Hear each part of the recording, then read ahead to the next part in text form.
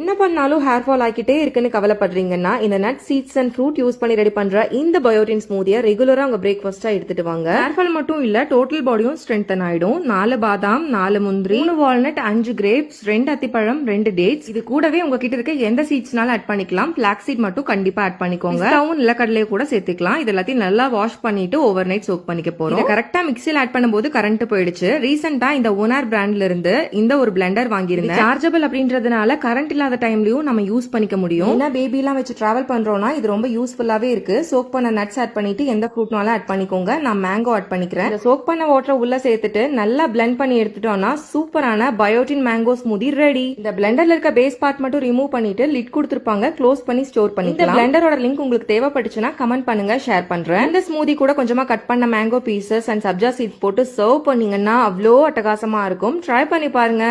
பாய்.